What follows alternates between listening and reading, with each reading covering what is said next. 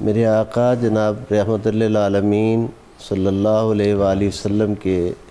نسب مبارک کے تعارف کے لیے جس ہستی کا نام استعمال ہوتا ہے وہ خوش نصیب ہستی حضرت ہاشم کی ذات مبارک ہے، اور حضور علیہ السلام کا مبارک خاندان قریش کے معتبر ترین قبیلہ سے بنو ہاشم کہلواتا ہے۔ حضرت ہاشم نے ایک نکاح مکہ مکرمہ میں فرمایا جن سے آپ کے بڑے بیٹے پہلے بیٹے متولد ہوئے، جن کا نام اسد تجویز کیا گیا۔ اچھا۔ اور پھر بعد ازاں دوسرا نکاح آپ نے یثرب میں سلمہ نامی پاک باز خاتون سے، پاک بی بی سے فرمایا، جن سے حضرت عبد المطلب متولد ہوئے۔ گویا حضرت اسد حضرت عبد المطلب کے بڑے بھائی ہیں، اور اس حوالہ سے ان کو اللہ نے وہ خوش نصیب صاحبزادی عطا فرمائی جن کا نام قیامت تک بلکہ بعد از قیامت بھی جگمگاتا رہے گا۔ بے شک جو اللہ نے ان سے کام لیا، جو ان سے خدمات لیں، اس حوالہ سے وہ حضرت فاطمہ بنت اسد بن ہاشم، یہ آپ کا پورا تعارف ہے۔ اور اللہ رب العزت نے اس بیوی کو بے پناہ شانوں سے نوازا تھا، بے پناہ بصیرت سے نوازا تھا۔ اللہ اکبر۔ ایک بہت اہم چیز جس کی طرف ہم توجہ بہت کم کرتے ہیں وہ یہ ہے کہ اللہ رب العزت جب بھی کسی خاندان میں نبوت اور رسالت عطا فرماتے ہیں، اس نبوت و رسالت کا عام لوگوں کو تو بہت بعد میں جا کر پتہ چلتا ہے کہ جب اعلانیہ دعوت تبلیغ و توحید دی جاتی ہے، جبکہ اہل خاندان جو ہوتے ہیں ان کو سب سے پہلے اس نبی اور رسول کی معرفت عطا کی جاتی ہے۔ اب اس کے لیے، اس کو سمجھنے کے لیے بڑی آسان سی دلیل جسے میرا ہر ناظر ہر سامع سمجھ سکتا ہے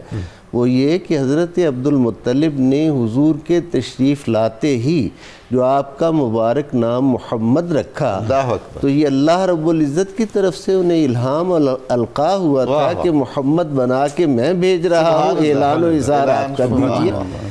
سرکار کی والدہ ماجدہ نے آپ کا نام مبارک احمد رکھا۔ اب یہ دونوں نام قرآن حکیم میں اس میں محمد کو 4 مقامات پر ذکر کیا گیا اور اس میں احمد کو ایک مقام پر سورہ صف میں ذکر کیا گیا، یعنی دونوں اسماء مبارکہ کو قرآنی تائید حاصل ہے۔ اس کا مطلب یہ ہے، اور دونوں مجموعی طور پر 5 بار، جی 5 بار۔ اس سے جو چیز سمجھنے میں مدد ملتی ہے وہ یہ ہے کہ نبی کا، آقا صلی اللہ علیہ وآلہ وسلم کا، امام الانبیاء والمرسلین کا جو مبارک خاندان تھا وہ حضور کی شان سے اور حضور کی عظمت سے آپ کی تشریف آوری کے وقت سے ہی آگاہ تھا۔ ان کے پاس حضرت ابراہیم علیہ السلام، حضرت اسماعیل علیہ السلام اور دیگر اکابرین کی بشارات موجود تھیں۔ یہ ایک پورا چیپٹر ہے جس میں تمام حضور کے آباء و اجداد کی بشارات جو نسل در نسل منتقل ہوتی ہیں حضرت عبد المطلب تک پہنچی تھیں۔ یہی وجہ ہے کہ حضرت ابو طالب اور حضرت فاطمہ بنت اسد بھی اس دعوت میں، اس کار خیر میں اور اس خبر گیری میں شامل ہیں کہ انہیں بھی حضور کی وہی معرفت حاصل تھی جو حضرت عبد المطلب کو، حضرت آمنہ کو اور باقی سب ہستیوں کو حاصل تھی۔ یہی وجہ ہے کہ انہوں نے اپنی اولاد سے بڑھ کر حضور صلی اللہ علیہ وآلہ وسلم کا جو اکرام کیا ہے اور جو احترام کیا ہے ان کا، وہ اسی وجہ سے کیا ہے، اور اپنی اولاد کو یعنی مظاہر غزوات کے، جنگوں کے، شجاعت کے تو وہ تو بہت بعد میں آتے ہیں، حضرت جعفر ہوں، حضرت امیر المومنین مولا علی مرتضیٰ ہوں، بچپن سے ہی والدین نے آپ کی تربیت ایسی کی تھی اور حضور کا مقام اور حضور علیہ السلام کا شان جو ہے وہ سکھایا تھا۔ جیسے آپ ابتدائیہ میں خوبصورت آپ ذکر کر رہے تھے کہ حضور نے ان نیکیوں کا بوقت وصال ذکر کیا، اور کرتے ہوئے حضور نے فرمایا کہ یہ میرے لیے اپنے بچوں کو بعد میں کھلاتی تھی، مجھے پہلے کھانا جو تھا وہ میرے لیے اچھا کھانا، عمدہ کھانا نکالتی تھی۔ یہ اسرونا والی اس گھرانے کی شان ہے، یہ اس گھرانے کی شان ہے۔ لیکن یہاں ڈاکٹر صاحب سوچنے والی بات یہ ہے کہ 4 بیٹے ہیں، 2 بیٹیاں ہیں، 6 بچے دیکھتے نہیں ہوں گے کہ ہماری ماں ہمیں کھانا بعد میں دیتی ہے، ان کے لیے پہلے نکالتی ہے، تو وہ پوچھتے نہیں ہوں گے ماں آپ ہماری ہیں، خیال محمد کا زیادہ سبحان کر اللہ۔ رہی ہیں تو اچھا، ماں حضور پھر والا بتاتی ہوگی کہ یہ کون ہے، ہائے۔ ان کی شان کیا ہے، ان کا مقام کیا ہے، اور جیسے میں ان پہ ایثار کر رہی ہوں، لٹا رہی ہوں، ایسے ہی تم نے اپنی زندگیاں ان پہ قربان کر حضور والا آپ نے بہت ہی خوبصورت بات کی۔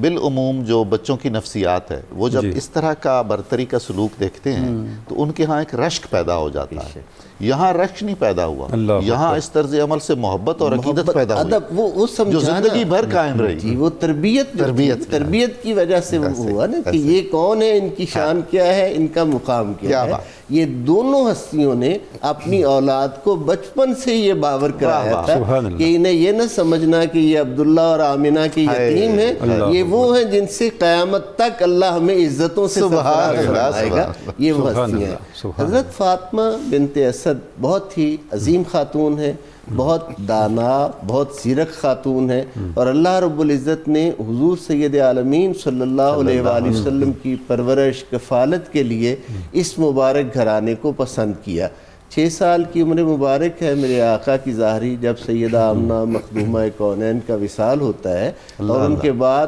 حضرت فاطمہ بنت اسد حضور علیہ السلام کو اپنی آغوش میں لیتی ہیں، اور 19 برس،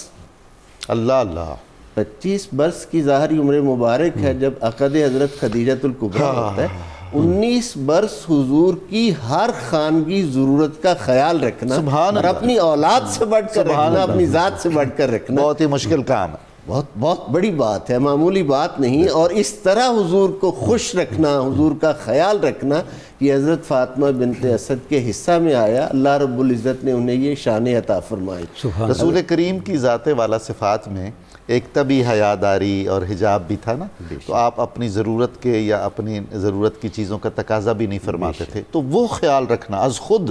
خیال کہ حضرت علیہ السلام کو کچھ کہنا نہ پڑے، کہنا اور پسند ناپسند کیا ہے، کس وقت کس چیز کی ضرورت ہے، اور یہ انتخاب ہے پروردگار عالم کا، اللہ کی طرف سے یہ انتخاب ہے، اور اس انتخاب کو آقا صلی اللہ علیہ وآلہ وسلم نے پوری زندگی اس کو جو ملاحظہ فرمایا، اس کا ان کے وصال پر اظہار کیا کہ یہ کن خوبیوں کی مالک تھیں، ان کی شان کیا تھی، ان کی عظمت کیا تھی، خراج ایسے پیش کیا۔ اب یہ تو شرف ہمیشہ کے لیے ام المومنین حضرت خدیجۃ الکبریٰ سلام اللہ علیہا کے نام رہنا تھا، کیونکہ ان کی اسلام کے لیے بہت زیادہ خدمات تھیں، دوسرا وہ باہر سے آئی تھیں، اس لیے اولین تصدیق نبوت کا اعزاز ان کے نام ہوا کہ اس طرح ان کو ایک شان دی جائے۔ اور حضرت فاطمہ بنت اسد کو اظہار اسلام میں حضرت خدیجہ کے بعد دوسری شخصیت ہونے کا شرف حاصل ہے، جنہوں نے برملا اور اعلانیہ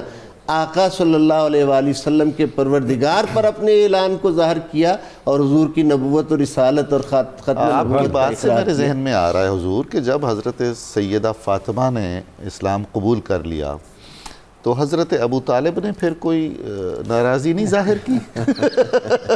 حضرت ابو طالب نے اس سے پہلے اسلام قبول کیا ہوا تھا، کیونکہ قرآن حکیم کا یہ فیصلہ ہے انما المشرکون نجس، بے شک مشرکین نجس ہیں، ناپاک ہیں، اللہ اپنے طیب و طاہر رسول کی امانت کبھی ناپاک لوگوں کو عطا نہیں کرتا، وہ یقیناً اہل لوگوں کو عطا فرماتا ہے۔ اور سورہ نساء میں اس کو میرے مالک نے بہت واضح انداز میں ارشاد فرمایا، ان اللہ یامرکم وان تعدوا الامانات الی اہلہا، بے شک اللہ تمہیں یہ امر دیتا ہے کہ اپنی امانتوں کو اہل لوگوں کے سپرد کرو۔ جس ذات پاک نے مجھے اور آپ کو یہ حکم دیا، وہ اپنی خدائی کی سب سے قیمتی امانت نااہل ہاتھوں میں دے دے۔